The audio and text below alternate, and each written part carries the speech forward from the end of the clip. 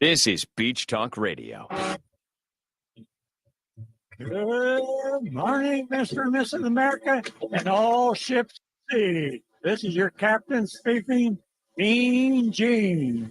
Mean Gene. The following will be a test of the ship's whistle, the sonar alarm, the cable alarm, and the atomic attack alarm. Hello, America, and welcome to the #1 radio station in all of Fort Myers Beach. Beach Talk Radio. Here are your hosts, Kim and Ed Ryan. And good evening, everybody, and welcome to episode number 43 of Mondays with the Mayor. And we've got a busy show lined up for you tonight and a special guest. But we did want to let you know that tonight's show is sponsored in part by Starlight Electric. Their office number is 239-313-7122, or you could text their service line at 239-641-9611. They are locally family-owned and operated since 2013, licensed in Florida since 2004. Both owners are involved in the daily operations and lifelong Southwest Florida residents. So give them a call, Starlight Electric, and we appreciate them being a sponsor of the show. And now let's introduce the stars of the show. Do that voice. Radio voice? Yeah, can you not do that? Got to make sure I give the sponsors ample credit. My radio voice. Mayor Dan Aller is in the top corner, and our special guest for today is from the Jacobs Group. And I'm going to let Dan introduce our special guest. Dan, thanks for coming on. Hope you're feeling better. Well, yeah, I feel a lot better today than I did the last 5 days. I'd love to introduce that guy, but I have no idea who he is. I'm just kidding. This is John Delmer. He is our point of contact from Jacobs. He is the one that is helping us get the people in place that we need to make sure we get our permitting process as smooth as possible moving forward. So with that, I'll let John kind of talk a little bit about himself if he'd like to. I don't need to talk about him, not for him. Sure, it's not a problem. Thank you for having me on. I appreciate it. Right now, I think that Mayor and I have had conversations going back probably about a year about permitting and just basic questions and recovery. And he has been floating some ideas here and there, and things progressed to the point where we started talking about providing some services to the town. And at this point, we've got inspectors out doing some work to kind of help catch up to where you all need to be. I know that the expectation is to have inspections next day, and we're just about catching up to that. But the reason why we got in touch in the first place is I've been working for the Bonita Springs Community Development Department for about 15 years. And there we're running the planning, zoning, and building. And it is through some of those building guys that we have been able to share some services and move some people around and provide some of those inspection services. So Is permitting, is that all the Jacobs Group does? Like, what's the full scope of the company, and where are you guys located? Headquarters is out of Dallas, and it's a pretty big group. There's about 55,000 of us. And in terms of what we're doing, it varies. They've got people smarter than me working for SpaceX, and then they've got everything running down to running the maintenance and operations for water and wastewater facilities, and also city services. But also has a consulting business where they provide engineering, planning, sustainability type clients. So, John, can you explain for the residents how the Jacobs Group is going to kind of weave into what's going on here with permitting on the beach? Sure. So what we have discussed is the idea of providing a building official and some additional permit technicians in an initial phase to kind of get things moving and things progressing. And I'm working to hire additional building inspectors and get people trained as we speak. I think anybody that's trying to hire somebody right now realizes that this is probably a challenging time. So as we get those staff positions, we're going to be moving them in and starting them almost immediately so we can get things going.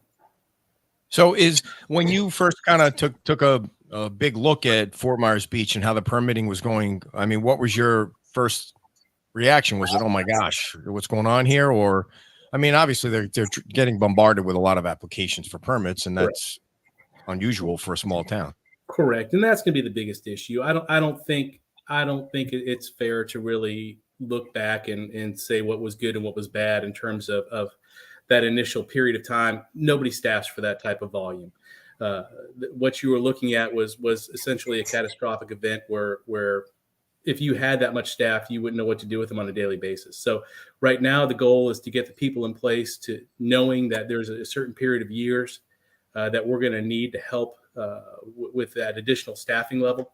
And then after that, I think you're going to see things start to reduce to the point where it was prior to the storm. But that's going to be years away. Mayor, why do you think this new relationship is going to make it easier and better for the residents? Well, for me, it's important, as I've said all along, to have people close by. As John said, they're over in Bonita. They're not very far. A lot of our stuff was going to the other coast, or is still going to the other coast. And to get that close to the island where we can have someone in the trailer right next to us. I hate to say trailer, but that's where we're at. Have people in the trailer right next to us that you can walk over and get an immediate answer. You're not waiting for emails to go back and forth, and I've never been an email guy anyway. And then it's a process, as John will tell you, since he and I have been talking in the beginning. We have a major flaw in our process, and that needs to be fixed. And it needs to be fixed quickly. I think John understands that. His team understands that.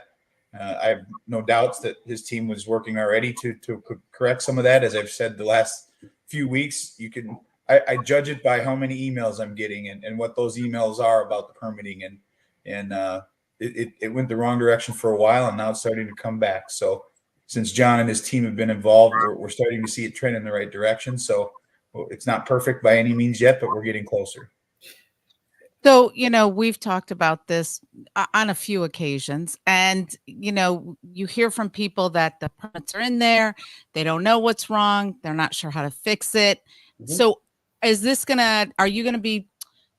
there going to be people more available to the people on the ground, the people that might be doing their own permitting themselves, or contractors who are just unfamiliar with either the regulations in place or the new regulations? Is that part of what's going to happen here? And if so, then do people get in touch with you directly? Do they still go through the town? How does that work? So that's the goal in terms of providing additional contact. I think that for the most part, building and zoning services are those things that sit in the back of people's minds that as long as somebody's not putting a gas station next to my house, you don't think about. Unfortunately, now you have a lot of people thinking about it, and you have a lot of regulations that are not only relatively complex, but they've changed quite a bit in the past few years. New flood maps have just come out. Rules continue to be changed.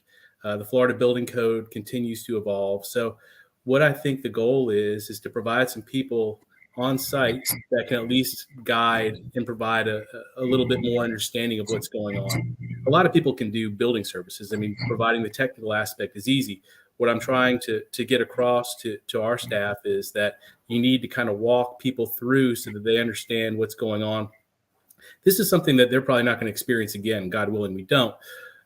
But while we're going through it, there's a lot of people that are very concerned. They don't understand the process. This is new.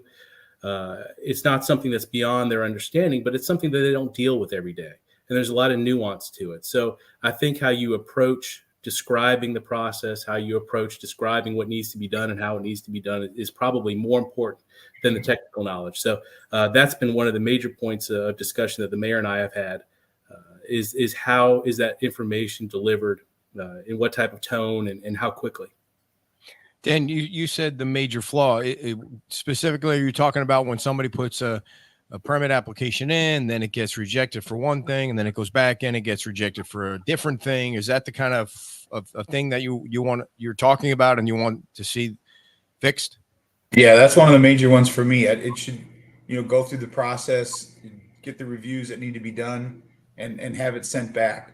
It really chaps my backside when I see things that were submitted in June and July and August, and they've got 3 or 4 rejection letters. That's just, it's not efficient for our staff. It's not efficient for the homeowner or the contractor. And those are things that I think can be fixed. Some rejection letters may be 3 pages long, but at least it gives you an opportunity to make the corrections that you need to make, and it goes back in one time versus going back in 3 or 4 times and you start all over again, and potentially could have a whole new reviewer looking at it. So I think, I always like to refer to things like low-hanging fruit, and that to me is a low-hanging fruit item that that we should be able to correct fairly quickly. And I'm sure John and his team will find other things that are far beyond my knowledge when it comes to what they have to do. I am by no means an expert, but I'm pretty good at looking at things that aren't working correctly and finding ways to streamline the process or at least improve them so that you can correct the easy things and move on to the more difficult things or better understand why those things are more difficult. John, do you how long do you think you can kind of fix that problem? Is that something you can do instantly with your experience and being that you're here? So having been in Bonita Springs for a little over 16 years, I can tell you that we're still tweaking things and making adjustments. In terms of immediate impacts, you can make some changes right away. And that's going to take our staff working with IT and with a lot of the other town staff to make sure that what we're looking at in terms of process, communication, all of those things. I think that one of the things that has been very difficult since the storm is getting everybody on the same page. Because really, when you look at what's coming in, if you open your email every day and there's 300 emails in there with new permits, not including what you couldn't get to yesterday, the goal is basically just to get through. It's just to get as many done as possible. What I think that we're going to also try to do while we're maintaining that effort is also try to get a lot of that review staff together so that what's coming out is a lot more consistent and it's a lot more user friendly in terms of what you can do with that as you go forward. If you're dealing with contractors that deal with this every day, you don't really need to get down into the basic explanation of why something needs to be done and how it operates. But if you're dealing with a homeowner that's pulling their own owner builder permit, and this may be the first time they've ever dealt with the government, other than getting a driver's license, this is be the most involvement they have. And it happens to be over one of the most important things in their life. It's their house. It's either the house or their business. And working through those things is a very important aspect of what goes into this. I was going to ask you, so you said you've been in Bonita Springs for 16 years. How long do you anticipate that you're going to need to be here to kind of, is it just getting things processed in a more timely manner and then when it's done, you're moving on? Or is it something that's going to go on for a while to sort of tweak the system and be a consultant, or what do you envision? At this point in time, there's no reason to end the relationship. I think that this is something that works pretty well together so far. If at some point in time the town decides they would like to go in a different direction, they can. But at this point, the main focus is to get staffed up and to get things going. Like I said, we've been in Bonita Springs for 16 years. The current contract runs through 2029. And I have kids in school. I'm not going anywhere. So we may as well keep it going. So I'm not sure I understand this question, but maybe you guys do. Will they be able I to? do. Okay. Rename the info at the bottom of the page so a person will know what it is without having to open them all. Thanks, Lori. So if you go into our permit porthole and you look at it at the bottom left-hand side, there's a bunch of blue hyperlinks down there. The more complex your permit is, the more things that are down there are required. And I think to Lori's point, and to the point that I made last week, was it's very confusing. When we enter things, what they're trying to ask, John, I think, is when we enter things into that porthole, we'll just use a lighting plan, for instance. Mm-hmm. Instead of it saying R2 or D2 or just a random bunch of letters, can it be renamed lighting plan? Can it be renamed qualified statement? Can it be, because what has happened is, when staff gets busy and you look at something, you don't have time necessarily to click through 25, 30 different links to see exactly what it is. Where if you could just easily see lighting plan, photometric study, you could see a survey, whatever it is. Right now, it's very convoluted and it's very difficult to navigate unless you literally go through every single link to see if what you're looking for is actually there. So I don't know the specifics on exactly how that operates, but what I'm going to tell you is every permit software that you can use has its, to be generous, quirks. And the goal is to have somebody that's knowledgeable enough to get in there and start modifying those quirks so that they're usable. Most of those systems, and I don't mean to sound mean, but most of those systems I've found right out of the box are not very good. It's only when you find someone that's able to modify those and provide some additional modifications to be specific to that jurisdiction, that you start to see a useful program. So this is going to be one of those items that's going to take a lot of time with the town's IT department, our IT department, and whoever else we can find that deals with these software programs. So that way, when you're pushing something out back to the public, it's something that you're proud of and something that is useful. Okay. Yeah, and I think to even expound on that or expand on that a little bit, John, when you look at this iWork system, it's very difficult to follow, even for people that know what they're looking at and have been doing it for a while. It's very difficult to follow unless you're putting in detailed notes as the person putting the information in. It's very hard to follow the dates and when it was put in, or was it completed? Was it not completed? Was it approved? Was it not approved? It can be very, very frustrating for someone that doesn't know what they're looking at. And we've got to be able to clean those things up. I agree. But I'm just going to let everybody know right now that those are items that, while they may seem very simple, getting into those software programs and making those modifications, even small ones, can be very complicated. So while that's the goal, and the goal is to get it done by tomorrow, it's going to be a little bit of time before we start seeing those changes. So, John, would you say the process or the software application that you use in Bonita is easily understandable? I think that right now, if you look around the county, just about every jurisdiction, we've been very lucky that hasn't included us. But if you look at Lee County, Cape Coral, a lot of Fort Myers, they've all been in the news, and it's because they've been trying to work with their software systems. It hasn't been the staff. It hasn't been the ability to try to work with people. It's just been working with those programs and try to adapt them to each of those municipalities. And it's very difficult.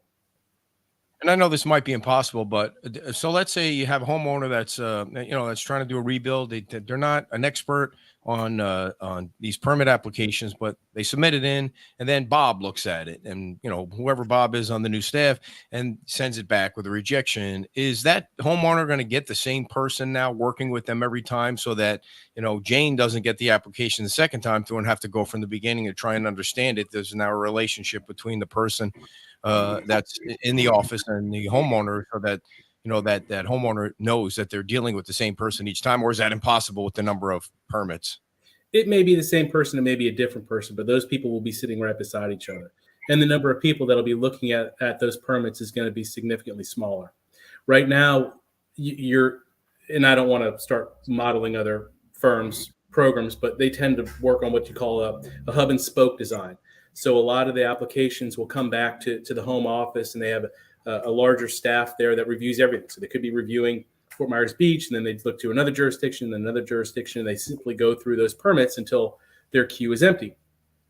The people that'll be reviewing these will be in Fort Myers Beach. If you need reach back services, or if the volume continues to stay higher, we can work with you on additional services with some of the guys in Bonita Springs, so that way we keep things moving. But it'll be a Lee County operation. Dan, I don't know. You see John's question? Is that something? I do. Yeah. No, his question is nothing. He still has to get the temporary. No, he has to still get the temporary use permit. But as long as you're in your motorhome and you're self-contained, the water hookup and electric hookup and all that can be done while you're on site. But you still have to get that temporary use permit for your motorhome. I believe that's what he's trying to ask. Okay. So now, John, now that you're kind of on board, sort of, kind of starting up, what are the residents going to know and how quick or see change wise, and how quickly will they see it and feel it, so that they can say, "Oh, wow, we see this change"? So we're looking at setting up a date to get everybody on staff. And I say everybody, this first phase is going to be a building official and a handful of permit technicians. Taking a step back, just so everybody knows, this is not normally how you set up a building department. In fact, normally what would happen is there'd be a request, there'd be a proposal, there'd be an adoption, there'd be a discussion on how the two sides work together, and then you'd see implementation. In this particular case, that's really not realistic. You've got a lot of permits that need to get done. There's been some difficulties here or there, and I don't want to get into those, but the simple fact is there's a lot of permits in the queue, and the goal of the administration is to get those permits through the queue and get the construction started. So this is going to be one of those situations where, as opposed to coming up in mass day one, this is going to be, as we get people ready to go, they're assigned and they get going. So hopefully they start to see a notice in how things operate day one. But as we get going, they will definitely change that, or they'll notice a change in the feel. So you're When is day one? he's already on. Okay. I Okay. think he's on board now. Kind of. So kind of, yes. Yeah. Okay. So John, it's not like or maybe I don't understand it and you can straighten it out. It's not like you're coming in with 5 or 6 other people from Jacobs. You're coming in as the Jacobs person and then you're hiring other people, other experts, or how's the structure? So the building official on day one is going to be a guy named Joseph Speck, who's been on our staff for a while. He's a good guy. He's actually, he was our building official for a little bit in Bonita Springs. And he's going to be coming in with a handful of permit technicians when we start taking over and start providing people in office every day. From there, we're going to be providing additional inspectors and plans reviewers that'll be assigned to Fort Myers Beach. So as we get them on staff, they're going to be housed in Fort Myers Beach. So how many total people do you think you'll need? It changes depending upon licenses, but we're looking at somewhere in the neighborhood of 3 to 5. Okay. And when do you anticipate those people all being in place by? As soon as I can get them. Okay. And Dan, what do you think the residents are going to see when this change is fully in place with the new people on board and everybody around helping? Well, hopefully they see, much. I've always said from the beginning, if you have a question, it's always best to come in and talk to someone in person, because if you submit a fully prepared packet, it goes through the system much quicker. So to spend a little bit of time in person with staff to ask the questions, they could tell you you're missing this, you need that. So if you think you have a packet, especially if you've never done this before, if you think that you have a packet that's ready to submit, I highly suggest you take a few minutes to go in and talk to a staff member to make sure that you have everything that you need to submit. Now, they're not going to tell you that's not going to be submitted, or that'll get rejected for this, or it'll get rejected for that. They're not going to do the review for you, but they will make sure at least all your documentation is there. Because a lot of the rejections that I see or I get called about or emailed about are because there's something simply missing. And that's an easy thing that you could head off. But I think to answer your question directly, what people will see is as the process improves, speed will get better. Again, not everybody's going to be happy with rejections, because rejections are never happy, but at least when they get the rejections, they should hopefully know that there's a rejection for flood for this, there's a rejection for zoning for this, there's a rejection for whatever, and then they can fix those 3 things, resubmit it, and move on. I always tell people, if you really are not comfortable, it's high, and John could testify to this. I don't want to speak for him, but if you really do not feel comfortable with the process, it is probably some of the best money you will ever spend to hire someone that knows the process, that knows exactly what they need to do.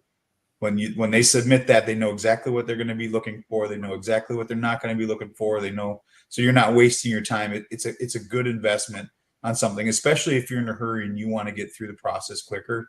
It's worth. That's why there's experts out there. That's why there's planners. That's why there's people that's all they do. They review your permit application. So not everybody obviously has the means to do it. Not everybody wants to do that, but just suggestions for people to try to help themselves get through a process that is difficult just in general. If you're not in a coastal community, just in Fort Myers or Lehigh Acres or anywhere, the permitting process is difficult in the state of Florida. And then when you add a coastal community to it, it just heightens that much difficulty. The difficulty is even more. So, but I think with John and his team, you're going to start to see some improvement. You're going to start to see the communication is always key, as we've always said from the beginning. As long as you're talking to people and as long as you're working back and forth, and that's important. It drives me nuts if I get emails saying, I tried calling the building department and the voicemail is full and nobody's picking up the phone. That's the stuff that'll send me over the edge. You should never have a full inbox. Although I've had it happen to me once or twice this year, so I shouldn't say that, but it's something that you have to be mindful of, because when people are calling, they need help. And I'm just going to piggyback on that a little bit. What he said is exactly right. And what we found is that if this is a little bit different of a process, nobody generally deals in building. So if you have the ability to, it is generally easier if you've got consultants that will come in and help answer some questions for you and guide you through the process. That being said, what I've also found to be one of the most beneficial things is before applications are filed, we don't have a problem with bringing together all the staff that's going to review an application. So, it doesn't necessarily apply apples to apples here, but, whether it's planning, building, environmental, engineering, and have everybody sit around a table with a conceptual plan and make some comments, or if there's an application that's ready to go, take a look at it to see kind of what everybody thinks. That way you at least get some initial comments. And if you are a homeowner or a business owner and you come into the department and you do that with your engineer or your architect or other consultants, at least you hear what we're telling them. And you don't have to wait for it to be translated. You don't have to wait for somebody to pick up the phone and call you to let you know what happened in the meeting. And that has taken a lot of the guesswork, I think, out of a lot of applications over the years. So, John, when you drive around Fort Myers Beach or drove around Fort Myers Beach and not only saw the destruction and the empty lots and all that, but some of the construction that you might see or hear, what were your thoughts? Not enough? Just right? Not enough, but it's not surprising. I know that we're dealing with a lot of people that are just now starting to get settlements from their insurance. And so even though you're looking at being plus a year on, things for some people are just getting to the point where they have the check in their hands where they can do something. You would like to see things move as fast as possible. So I say never enough, because you still have people wanting to get back into a home that's either damaged or doesn't exist right now. Well, you're going to be the grand marshal in the next Fort Myers Beach parade if you turn this thing around quickly, faster, and it's obviously been, as Dan knows, the biggest challenge that he and the town council and the community has been dealing with, other than insurance and FEMA. Well, I think it's important that we have been dealing with it, but we're not the only ones. I think John will be able to tell you, Sanibel, Lee County, all of Lee County, for that, they've been dealing with similar issues. There's such an influx of permitting requests that, as John said earlier, the amount of qualified people there to be able to do the work, it's not a large pool of people to pull from. So we're all struggling with the same issues. As many negative things that I hear just as many positive things, which is very rare. Usually you don't hear positive experiences as much as you hear negative ones, but we do, or I have been, at least lately over the last couple of months. So it's a struggle that, unfortunately, I don't know that. John, do you know anybody that's ever had a permitting 100% perfect every single time, and then people are singing Kumbaya and I will say we've gotten to the point with several developers where there is an understanding of how to communicate and what's to be expected. Mm-hmm. And I think that's just familiarity. And if you have some people that are good builders, good consultants, it's very easy to build some relationships that get things moving through a little bit quicker. But that just takes time. And that's one of the things we're not looking to extend when it comes to recovery. John, I have a question for you. I haven't had a chance to ask you this. If you don't mind, Ed, I got a question for me. Yeah. I probably should ask them this ahead of time. But in speaking with some of the builders around the island, they've asked about like a phased permitting process. So say that they're going through the review process. Is there a way for them to get I don't want to say conditional, but whatever term you could use to say get starting on the foundation work while the other stuff is being reviewed, knowing that they're moving forward at their own risk? I don't think we currently have that option right now, but it's something a lot of developers have asked, or builders have asked about. It's possible we do it. It's not an everyday thing, but it is something that happens often enough that, everybody's familiar with it. So whether it's foundation permits, whether it's shell permits, there's a handful of things that can be done that get you started, but don't get you complete. And a lot of that's going to be based upon what you all as a council are comfortable with seeing. There's a lot of things, a lot of flexibility in the building code in terms of how it's done, but it really comes down to predictability, both on the developer side and also on the town side. You saw the pendulum in 2008 really swing towards making permits complete, because there was a lot of shell permits in a lot of portions of Lee and Collier County, and those shells were just left vacant. So they were just dinosaurs for a handful of years till somebody came in, either knocked it down or finished the project. Now that we're dealing with a different scenario, you're starting to see the pendulum come back to the other side, where how do we get started just to get going, and where do we have to go to get a permit complete before we come back in with something that finishes off the project. So the flexibility's there. This is something, Mr. Mayor, you and I are going to have conversations about on how we want to do it and how things are going to fit Fort Myers Beach's culture. Perfect. John, any final thoughts for the residents of Fort Myers Beach moving forward before we let you roll? You have our complete attention, and we are trying to do our best. This is under good circumstances, not an easy job, but it is definitely a challenging job that's rewarding. So we're hoping that in the near future, we start to see a lot more construction taking place and we start to see some recovery getting forward. So God willing, we're going to be staffed up soon and we'll start seeing some quicker turnaround times on those permits.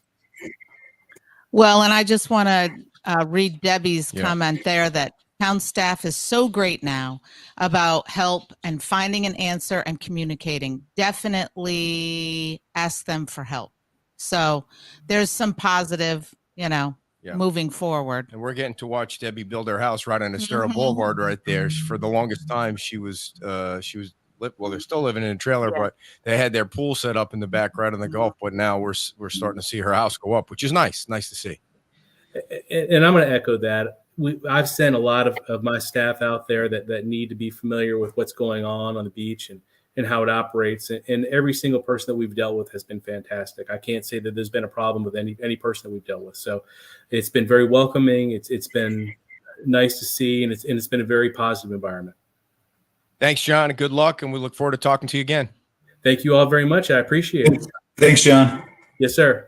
All right, John Dulmer from the Jacobs Group. And before we get to our questions with Dan, I want to let everyone know that the show tonight is also sponsored by the Sylvester Company. So if you're looking at building a house on Fort Myers Beach, we want you to give the Sylvester Companies a call. They're registered and currently working on large-scale projects in Sarasota, Lee County, Charlotte, and the town of Fort Myers Beach. And you can check them out online at sylvestercompaniesinc.com. And Paul Sylvester's a great guy. You can call him on his cell phone, because as you know, he's sitting out in his car right now waiting for you to call him at 989-239-5538. Everybody, every Monday night, the sponsors are sitting out there. I have I'm an emoji idiot. I'm looking at Rhonda. What is Rhonda? What She's is clapping. What is it? Clapping. She's clapping at Oh, is that what that is? Yeah, these. Emoji idiot. I'm an emoji idiot. I can't. That doesn't look like hands clapping to me. But yeah, I didn't know if it was like a stuffed potato or what. I don't know what it was. But. You came up with a good one earlier that I made a note of. Chaps my backside. I don't think you've ever used that one on the show before, so that was a nice one to drop in there. So, one last thought on the Jacobs Group. From what I read, I think it's going to cost over $500,000. Is that money that the FEMA pays for, or is that? It's my understanding is it's going to be kind of an apples for apple comparison to what we were paying for the other services. So it's just a different provider essentially. Gotcha. And all of this funding comes straight from the permit fees. So when you pay your permit fee, you're paying for the services that Jacob's providing. Okay, gotcha. And there's probably a lot of fees in there right now because there's so many permits. So, well, that's the whole goal is that, that money that comes in needs to go directly back into supplying the service that they're paying for. So we need to make sure we have the right amount of staff that can be paid for by the permits coming in. And I think that's why John was saying, depending on the ebb and flow of how permits go will depend on how you staff. All right. So let's get some updates from you, Dan, if you have them. I did get a couple emails today that I forward on to folks at the town about the beach renourishment. There's kind of been a lot of chatter about it. So when do you think we're going to start to see some sand being dropped on Fort Myers Beach? I talked to Chad today about it. It sounds like they're going to try to get it out for bid this week is their goal, with the hopes of trying to see sand starting to get pumped in January at some point. Nice. Who did the last one? What's that? Who did the last one? When you say it's going out for bid, who did the last emergency burn? No, are you talking about the beach renourishment or the emergency burn? Oh, did you say? It's two different. You said beach renourishment. Okay, yeah. Don't push it off. Sorry. On me. You asked the question. The berm on here, so you had. I didn't. There's no emergency berm on those questions. No, the beach renourishment is going to start down kind of by the critical wildlife area. Okay. The goal is to try to get that done before turtle nesting season, or not turtle nesting, but bird season next year. So that's why they're moving forward with the permitting is still not in place from DEP or the Army Corps of Engineers. I'm sorry, as far as I'm Okay. aware. But that's the tentative plan. So the other question I want to ask you. So tomorrow the LPA meets, and this will kind of be like the start of an interesting run of projects that are coming. Dude, did you go to the doctor and try and get this shit taken care of like you were supposed to? Like Megan said, I talked to the doctor on the phone today, and today. So, well, I don't want to bother him on the weekend. So you were sick last weekend, Dan. You said you were going last weekend. I mean, last week. I absolutely hate going to the doctor unless I'm dying. You wouldn't I'm let not me going get to away go to with the that. doctor. Said that. You wouldn't. And this was, it's just it's a cold that just, sure. This is Dr. the worst Dan. one I've ever had in my life. But anyway, they told me the same thing. Although I did learn something today that's probably just stupid information. But everybody says take vitamin C, vitamin C, vitamin C. So I hate the powder stuff that you put in your drinks. I bought these chewables. They're the 1,000 milligram vitamin C chewable things. You guys are health nuts. You probably know what I'm talking about. So anyway, you're supposed to take like 2 of them a day or something. So I'm taking them, and today I'm like, my mouth is kind of sore. Like the inside of my mouth is sore. So I'm talking to the doctor. They said you have to be careful taking those chewables because they can cause canker sores in your mouth. Oh gosh. So now I'm back doing the stupid powder in the water thing. And I like my water to taste like I just want cold water. I don't want flavored water. I don't want fizzy water. Just want cold water. And Megan, bless her heart, I love her. I wake up and get ready to go out the door, and she's got one of those emergency packs, and so I've been taking them. She's the good one. I'm the one that doesn't. Well, you can take it in a pill form. You could, but I feel much better today than I felt in the last week. So, got a small little cough hanging around, but it's nothing too terrible. So probably just some nasty virus. It's the changing. According to the doctor, they said they've seen 14, 15 people in the last week. There's a lot. Yeah, and it's a weird one for me because normally when you're, I've gotten sick, it's been like a head congestion or a chest congestion, or I didn't have either of those. I didn't have a runny nose. I didn't have any of that. It was just like it was in my lungs, like the mucus in your lungs kind of like thing. Like pneumonia could be. I mean, that's why you go to the doctor, Dan. We're good now. Leg's gonna fall off. I think Twig asks when will the north end get sand? I think if you go on the town's website, Jenny just kind of posted something that had some detail on it, right? I mean, I think I got an email on that. There might be more detail on how that whole process with the sand is going to lay out. It's very in depth. If you go to the town's website, and look at the sand project, it's got all kinds of stuff that's way over my head. Yeah, and it constantly changes. So I definitely would follow the town's website or reach out to Chad Schutz. That guy knows more about this process in beach sand than any person I've ever met. Between him and Mike Plouffe, those guys they're pretty sand much experts. They're sand experts.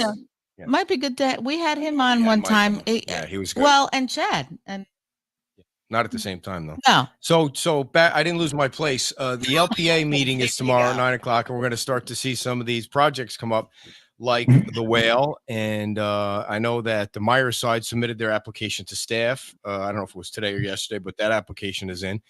The Neptune is coming back for a community meeting on the 30th that we're going to have in the newsletter tomorrow. They're going to show their same plans that they showed off. So that'll be interesting. But so Dan, just shooting the breeze here, us 3 kids. If you had to vote for an application in general that required 54 parking spots but could only come up with 17, are you okay with that in the downtown district, or are you not okay with that? I think the bigger issue, I haven't had a chance to review the LPA packet to see what exactly is in there in regards to the whale specifically.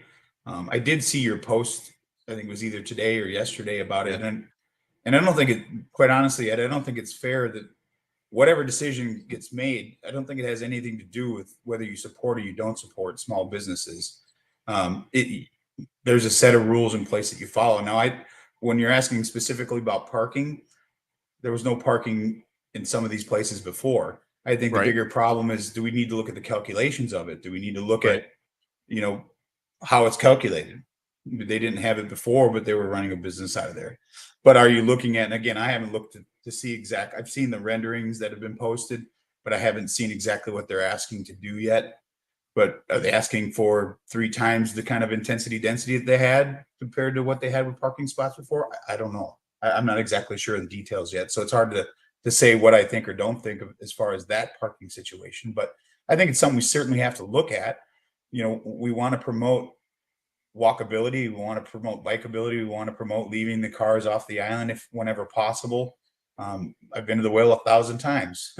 Usually you're not driving a car there. You're walking there, or you're, taking a bike, or you're taking a golf cart, or you're taking something there. So is parking as important as, say, some of the other things?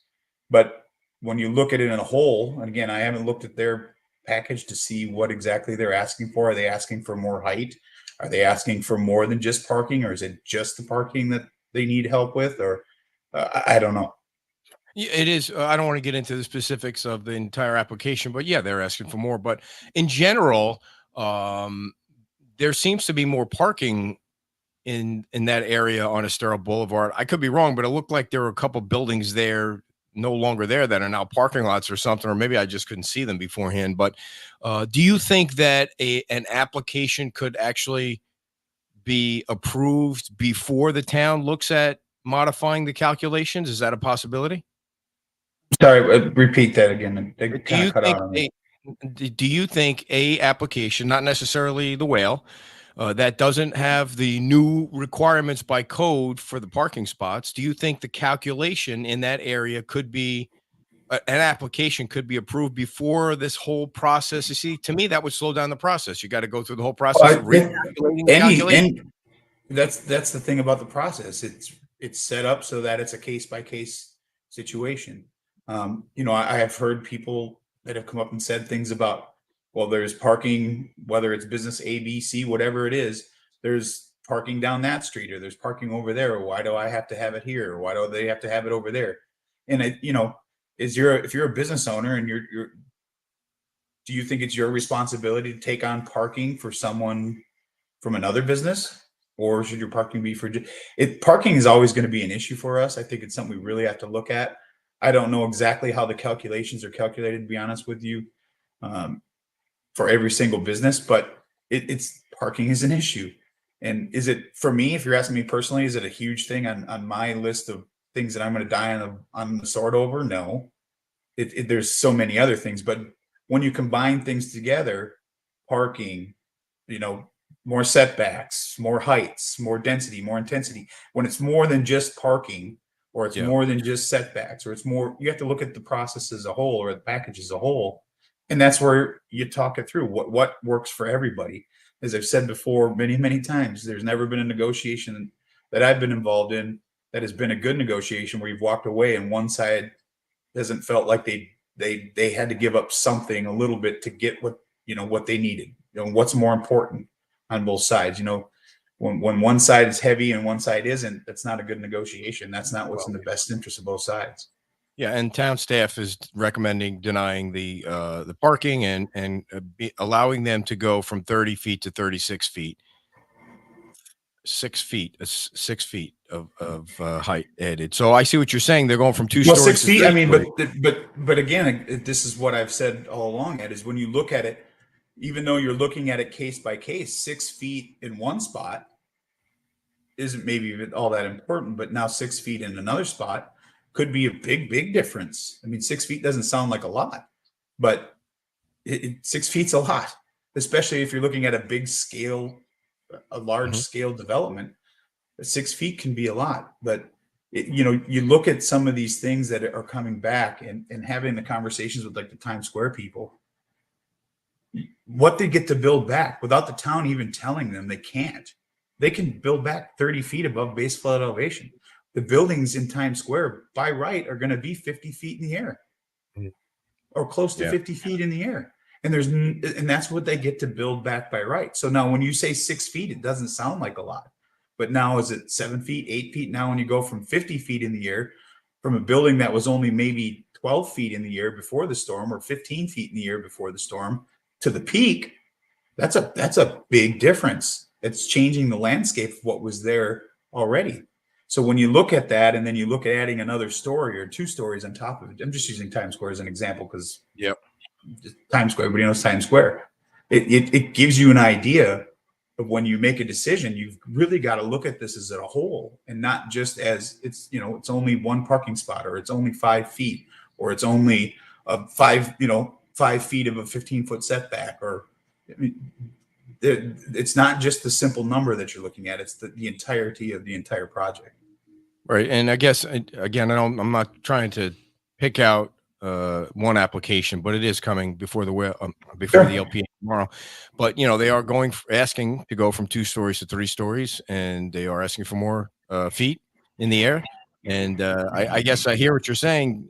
That might mean they can put more bodies in that place, and with less parking, it could add to the density. So I'm looking. I mean, I don't know that I'll have time to read through the packet tonight before the LPA meeting tomorrow, but I'll be watching.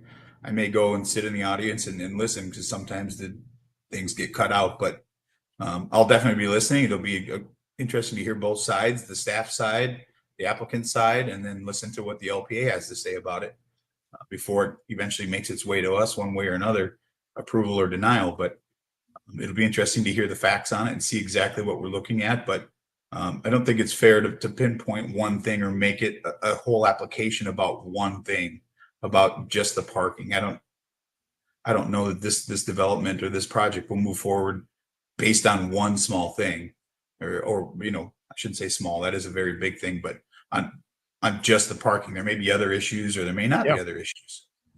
It'll be interesting to see how it comes out.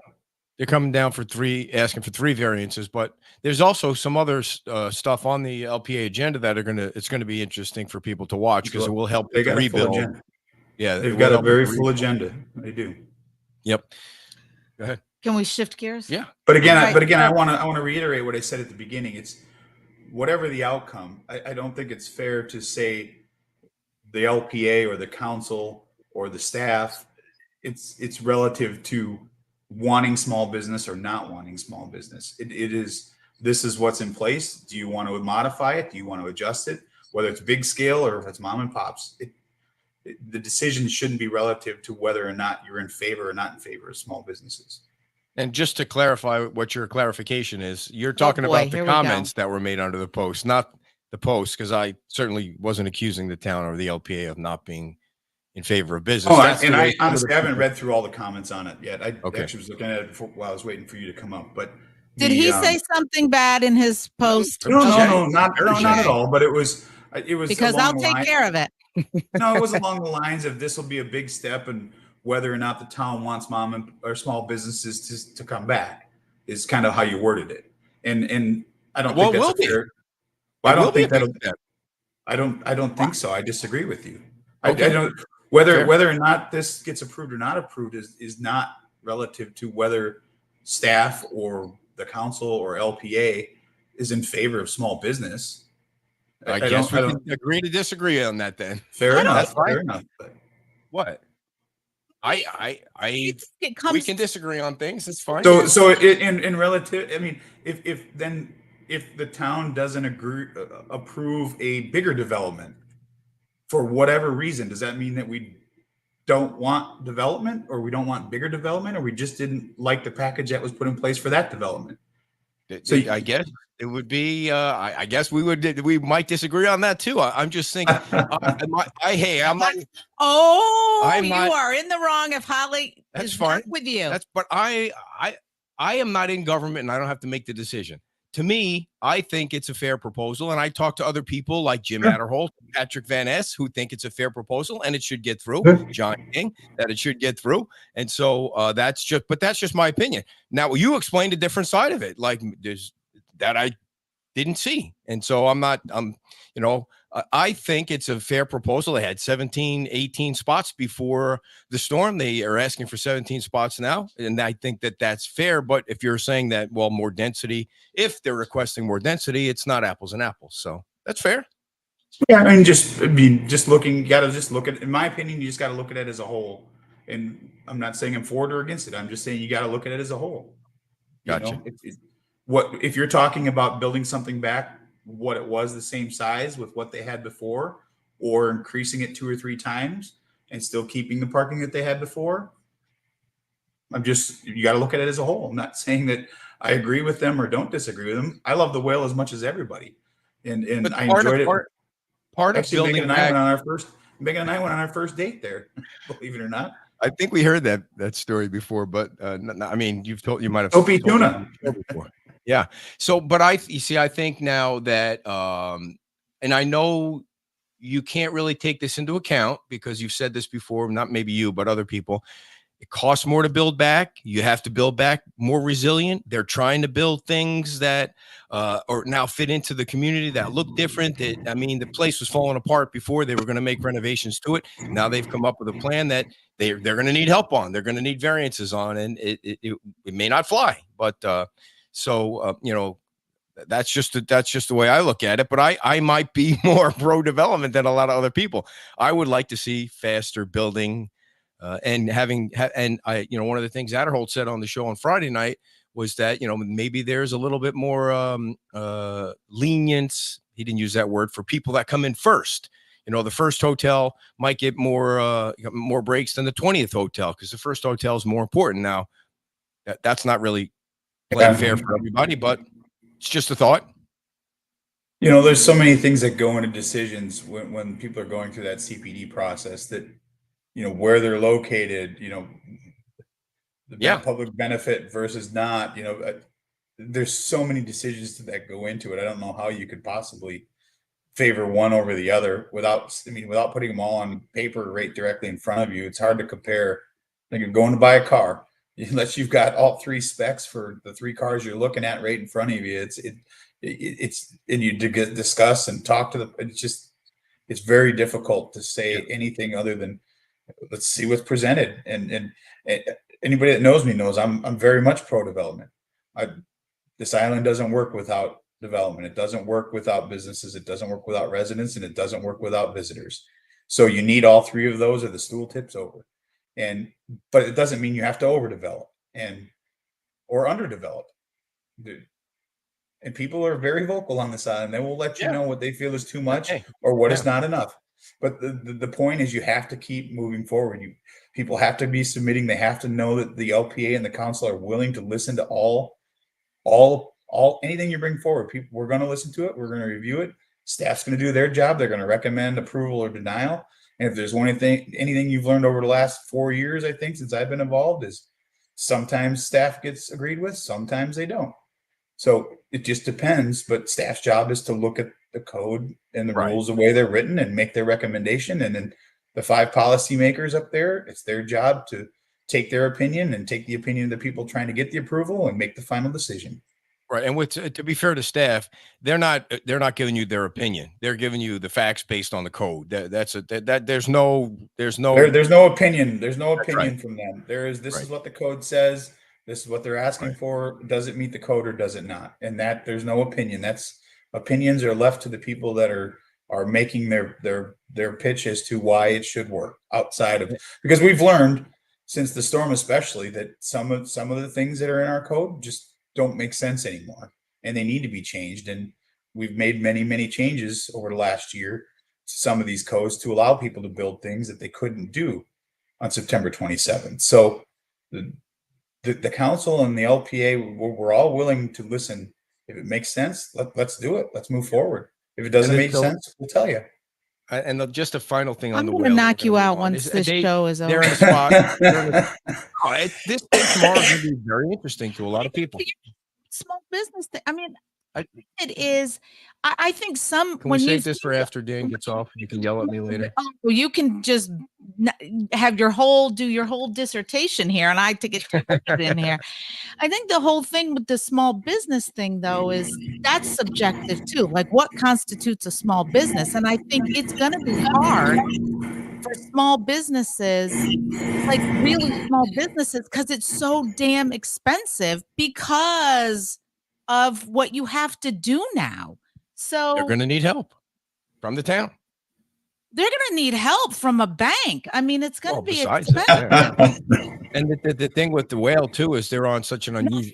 Talking about any specific business here. I'm just saying, Right. like me, if I wanted to open a small little, I don't know, bakery shop, which would never happen because I don't know how to bake, but You could never do you it. could never do it down Your there. cakes would be $700 They'd each. be on my back and I'd have a cartwheel in it. But Well, I that mean, yeah, I mean that's the cost to Challenge. rent a space is going to be so astronomical. let you alone know. build one space. Yeah. So I mean, anyway, the prices to rent before the storm were very expensive. So, like you said, Kim, what is considered a mom and pop? I think there were a lot of them before the storm, but I think that's the whole point. It's like that's really going to be hard for people to do from a financial standpoint, not because the town or anybody else doesn't support small businesses. It might Well, especially not if you be don't own the financially property. feasible. I mean, if you don't own the property Right. that you had your business on, it's virtually impossible. I mean, the Right. rents are going to be just because the cost to build back are so high that rents are not going to be cheap. And I don't know anybody that's building a building to Not at make least, money. not at least break even. They're not going to go backwards to support something that we all love small things, or we all love Mhm. things that are close and near and dear to us, but you're not going to get a bakery shop in a place that you're getting $700 cakes and Yep. $25 cookies. Well, I monopolized almost 30 minutes with one topic, but no, we talked about the beach. So the Lights Dan, at the Stero, any Yeah. update on that? Enough of you. No, the county accepted the funding, so hopefully this week we should get something from them as far as getting the funding down to us. So as soon as we receive that funding, we can get going with FPL. government Now- holding shuffling pattern. paperwork. Waiting. Well, that's the process. You got to Yeah. accept That's the right. funds, then you got to send the funds down. It's we're at the they say Mercy. stuff floats down Careful. downriver. We're downriver. So Ed brought this up last week when we had Commissioner Hammond. Commissioner Hammond on. Any word? I mean, it's only been a couple of days. Any word on if Lee County will light Lynn Hall Park so Bigfoot here doesn't fall? Tip over. Dude, Dan, it's dangerously dark in Lynn Hall Park at night. Wow. I mean, 12 and a half canoes. I thought I was going to trip over the curb. It was so dark. I mean, I couldn't see 2 feet in front of me. I have not heard anything specific about the lighting. Okay. You had Commissioner Hammond on? Did you ask him about it? he didn't know it was. He I mean, he asked kind of. I don't think he knew it was that dark. He hasn't been down there at night, but he has it on his list of assignments we gave him. He thinks because he brought it up a few days ago that Yeah, where are the damn lights, man? yeah, Yeah, he's if it gonna were only send that you a easy. flashlight. Yeah, right. Seriously though, go ahead. It's like anything else. I'm sure there's, the lights that we were looking at doing on Old San Carlos through FPL, and the pole. They were saying that the light FPL was telling us that the fixtures themselves aren't the issue. It's the poles. The poles are on back order for so long for the lights that are going to go down Estero Boulevard, but they need to order them now and deal with what they can, and so that they're here in a reasonable amount of time to get them installed. So there's a lot of shortage on product for everything out there, evidently. Well, I don't remember. Was he talking about maybe looking at something temporary, some kind of temporary lighting? We didn't get that The far. sheriff being back up in there. That's what we're looking at doing for Old San Carlos when we can get the contract signed with FPL is getting temporary lights put on the poles that are on Old San Carlos, at least till those poles can come in and we can put in their other ones. But the lights are on now at Crescent and Estero at that new light there. So those are the lights that you're going to see all down Estero Boulevard. So it'll give you an idea of what they look like, how they illuminate things, and give you a better understanding of what the road would look like when it's finally done. And speaking of lights, the traffic light is now on at Margaritaville, and already people are bitching that they're backed up at Red Coconut from the traffic light. It's like, I mean, I know. it takes a while for the lights to get coordinated. I remembered that from the old San Carlos light, by Times Square. It wasn't perfect at the beginning, but it kind of worked itself out. I mean, I don't know what this crescent light has to be coordinated with. It's the only one working right now. I don't even know why it's on Right. right now. Well, and once, so if you remember when they talked about Old San Carlos, the crescent light, and then the light that will eventually be installed on the other side of the bridge at Main Street, once they're all installed, they will work in tandem together. They've told us that those will all be. But yeah, I trust me, my phone was blowing up and my email was blowing up when that light went up, and blaming everybody under the sun is it's causing traffic. And did we forget that a year ago there was just the same light was just right around the corner about 200 feet away? There's no difference. The only difference is it's back on now. And it's amazing how time, as things evolve over the months through the storms, how people's attitudes change. 6 months ago we were just hoping people were going to come back. We were just hoping they were going to support our businesses and come and see the beach and build back. And now, 6 months later, we're complaining about traffic. And, traffic was backed up because when I was trying to come down to the ribbon cutting for Mr. Waves, we were backed up to almost Publix, but it was a traffic that was moving. We never really sat still. It was just moving. And, we all know where Yo Taco used to be, that crosswalk, you'd be able to stop and go with pedestrians going across there. And then once you got past that, it was pretty smooth sailing off the island. Well, now that crosswalk has been replaced with that light. And as people go across there and hit the button to cross, it's going to cause a little bit of a delay, but you got to take the good with the bad. And it's progress, I guess.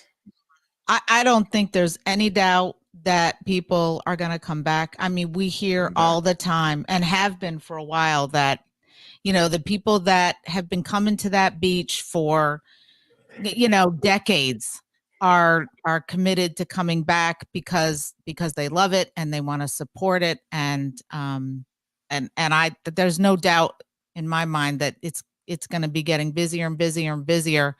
And as soon as there's, new places pop up, people are going to just flock down there. So. Yeah. And they're all, from what I can observe, they're all pretty busy too. It's not like they're all going to one spot, not the other. I didn't get a chance to go down last night to the concert, but from all the pictures I saw, it looked like there was a good turnout for that. And so things like that, people keep coming back. We've got the Gulf of Mexico, and as long as we keep the beach clean and the water stays clean, people will still come. They're going to still love to sit on that beach and spend money and enjoy their time down here. So progress is progress. Every little bit helps. And we did ask Brian Hammond, Commissioner Hammond, about the Crescent Park fence. And the reason that it's not going to be open anytime soon is because the shards of glass that are still in that sand there. And he said he made it. I think he pretty much said that they're going to replace that sand at some point, which of course means it could take forever if FEMA's involved and they're going to be shipping sand in there. So that's a bummer because it seemed like the town was able to get the shards of glass out of 7 miles of sand, but the county can't take care of it in one little dumpy park. Well, I mean, we're a 7-mile island. We've got a whole county to deal with. Yeah, it's not just that little park, but they've been really good with us. Anytime we've needed something, they've helped. I mean, you remember what that park looked like a couple months ago with the overgrown trees and the weeds that were 4 feet high, and they came in and cleaned it all up and made it look presentable. So they've been really, really good with us when we asked them to. We're coming into a big weekend. When you come down the bridge, we're clean with getting this cleaned up, and they were out there, and within a week they had it all cleaned up. So we're thankful. We've all got to be patient in this process. As much as we'd love to have that park open right there and people going through the sand, like you said, we've got 7 miles of beach you can enjoy. That one little area right there is it's beneficial to us to have it open, but we certainly understand that there's a bigger fish to fry than that right now. And as long as we can keep the 7 miles of beach open for people to enjoy, nobody's really complaining about that piece right there. So we'll take what we can get. We'll continue to work with them. I heard Commissioner Hammond say that they're going to try to move forward with designing and taking the bathrooms down at Lynn Hall Park. And so it all takes a little bit of time. And I heard in his voice the frustration that we all share with the process and trying to get things obligated with FEMA. And, as much as you want to go, you're like a racehorse. It's, someone's got a hold of the reins holding you back. The thing that he was most frustrated about is the same thing everybody else is. When he is part of a government that has to wait 2 to 3 years for permitting, the whole thing is dumbfounding. Like, I'm not saying he could just sign all the permits and approve them, but it doesn't make a whole lot of sense for permitting to take 2 or 3 years. But I guess it does. If it does, there's probably a reason for it, but it just seems goofy. Yeah, I mean, there's reasons they're in place, and sure, there's a lot of government agencies for that stuff. Way too many, for sure. Yeah. Okay. So Dan, have you ever heard of a government agency going away? It never happens. So you better grab some patience and stop complaining. Listen, I'm totally patient. So one more quick question. We'll let you fly so you can get some vitamin C in you. And I'm going to start baking those cakes, Rhonda. You'll see me with my cart. Cake baker and a bicycle. Any news on the Prasad lawsuit? The attorney is drafting a settlement proposal to get to his attorney. I don't know how soon that'll happen, but we spoke about it today. So she's working on something to get out to see if both sides can agree to, and we'll go from there. We'll get a resolution. Yeah. Do we miss anything that you want to share before you fall asleep on me? Falling asleep? No, haven't slept much, but I'm not falling asleep. No, I think we covered most of it. We, hopefully we'll have some more news about, obviously, the beach school is opening up soon, so that's good. Yeah. CVS will be opening here hopefully in the next month or so. So hopefully we'll have CVS and not too far behind it 7-Eleven, so we can get a gas station back on the island. And that's crazy. It's nice. We're really working hard. Jim, Vice Mayor Adderholt's really, really working hard on the south end of the island, helping to try to move things along. And, I'm really super thankful for all the council members that we have, because every single one is working very, very hard to do what they can to help us move forward. I mean, there's no way one person or two people or three people could make this work. It takes a village, and everybody's working very, very hard. All right, man. Well, we appreciate you coming on again, and cakes for sale. Next week you'll be 100%. You knew Dan had to be sick when he missed a meeting. I mean, is that the first meeting you've missed since you've been the mayor or elected? I mean, I don't think I've ever remember you missing a meeting. No, I really wanted to go, but I thought it was in the best interest of everybody up there that I didn't potentially get somebody sick. So yeah, it was an M&P, so there was no votes that were really taken, but I did watch and followed along. So it wasn't something that I enjoyed missing, but nobody got sick, so that's good. Yep, man. Have a great night. Thanks a lot. Yep. You as well. Thanks. Mayor Dan Allers, everybody. There he is, and there he goes. And Wally, the answer to your question is, all I can tell you is that about Santini Plaza, I think that might be Marie delivery. Is that I ask all the time, and they're moving along. I know that Vice Mayor Jim Adderholt had been trying to work, help them out with some lighting things that are going on there, and of course permitting things, but it's moving along, just not as fast as everyone on the south end would like it to. I hear that people could be getting keys to their units, but we've been saying that for the last couple of months, and I do try and check in with Sharon at least once a week or every 2 weeks. But as we've also said, even though somebody gets the keys, that doesn't mean they're open in the next day. There's still a lot of work to be done inside the buildings there. So as we find that out, we will pass the information along to you. And I think the CVS is going to open around December 15th. So that's coming up. And there's a lot of stuff going on. There was a lot of stuff this past weekend. And every Sunday, again, the Bayside Park concert will be held there at 4:00. So we appreciate everybody coming down last night. We must have gave away 30 T-shirts last night. I have to say, that one woman dancer that was, I mean, she was She like went the whole night. from the first song to the last song, and she wasn't just like just doing a little dance. No, Like, she was had a doing, whole like, it was like a routine. violent dance, like where you shake your body like fast and hard, and like if I was to shake like that, I think I'd give myself a concussion from the way you're rattling your head around. I mean, I'm not criticizing it in any way. It's just that it was a wicked cardio workout. If she's not as sore as I was today after yesterday, holy crap. The my arms were sore, my wrists were sore, my freaking back was sore from all that gardening. And there is picture proof that I was shoveling to help the plant. Right. When I rode up on the bike, you were standing there telling these people who were amazing. Yeah, what a crew. Wow. What a bunch of hardworking folks. Yeah.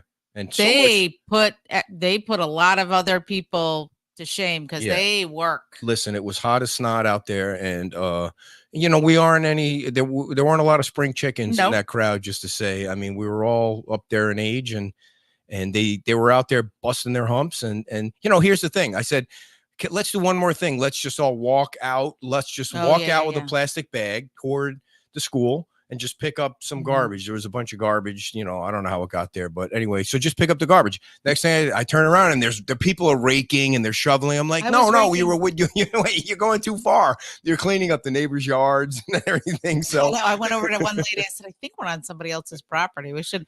And then I stepped a stupid fire ant. Boy, they're stop named big baby. And a big thank you to Kathy and everybody at the Garden Club. If it wasn't for the folks at the Garden Club, I maybe some of those volunteers would have known what they were doing, but certainly not me. And to Ellie for letting us come down and help out. And it really looks spectacular. You guys did a great job with that. And we appreciate you coming out. So we do have other things coming up. So stay tuned for that.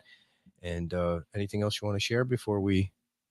No, I have to yell at you as soon as we get off. Dear, I'm allowed to have my opinion about things. So you don't have to share my opinion, and you certainly don't on 99% of the things. It's the way you phrase the opinion.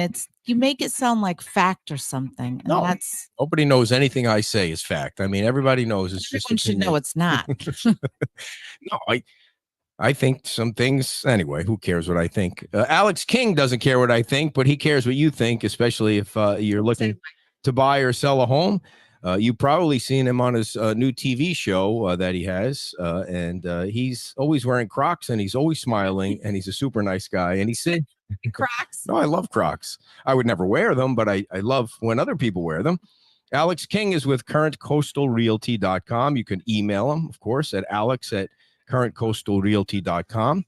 Or you can call him because, as you know, he's sitting out in his car right now waiting for you to give him a call on his cell phone, 239-747-7446. That's 239. Thank you, Rhonda. 747-7446. And of course, every size business. I'm sending him to your house with cakes. And you keep them both. Oh, you don't want any of her cake, Rhonda. Believe me, you know you can't bake a cake. You can bake a cake. Every size business, no matter how small, is a target for cybersecurity, for hacking. And we have the perfect solution for you. Whether you have 5 employees or 30,000 employees, it's Blue Shift Cybersecurity. And that's run by our friend Greg Skasny. He is the CTO. That's the Chief Technology Officer, dear, just in case you were keeping track at home. He's another one who offered to take you off my hands. Small businesses are vulnerable to hackers and ransomware, and they have an affordable platform that monitors for the existence of hackers to detect and remove all of them from that computer and that system. And you want to give Greg a call because he's sitting out in his trailer right now. Actually, he probably is sitting in his trailer because he's getting his house rebuilt. And his phone number is 305-767-3853. 305-767-3853. I think the whale proposal is not obscene. And that they're asking for 2 or 3 variances. care. I think why should they have to have any parking in that area? There should be no requirement for parking. This way, there's no egress and ingress or outgress or upgress. There's no turning in. There's just walking. Well, somebody made a point too about, they're driving down from the south end. Yeah. Then they need a place to park. But there are places to park. You can park in Lynn Hall Park. It's not a far walk. You can park at Norm's for $10 for the day. I mean, when you go But if to, you're just going out to eat, is $10 a day really that bad? Or maybe the Whale works out a deal with Norm's that says, okay, they're going to Well, park for there's an option. $5 and you get a ticket punched, especially if it's not you're busy. gonna get some- I'm just saying, I didn't think that specific proposal was obscene. take any issue with any of that. It's your comment about to them about the small business thing. But you think that was unfair. I'll take it I under didn't read advisement. it. I didn't read your post, but from what Dan said and the way you were acting, I can tell I'm not going to like it. Okay. Well, we'll take it under advisement. You can go look at it and give me your opinion on it. So, thank you all for watching tonight. Thanks to John from the Jacobs Group for coming on. We'll look forward to seeing how the permitting process gets transformed with John in charge now. And thanks to Dan for coming on. And hope he especially feels being under better. the weather. And we will see you all Saturday morning live from Wahoo Willie's.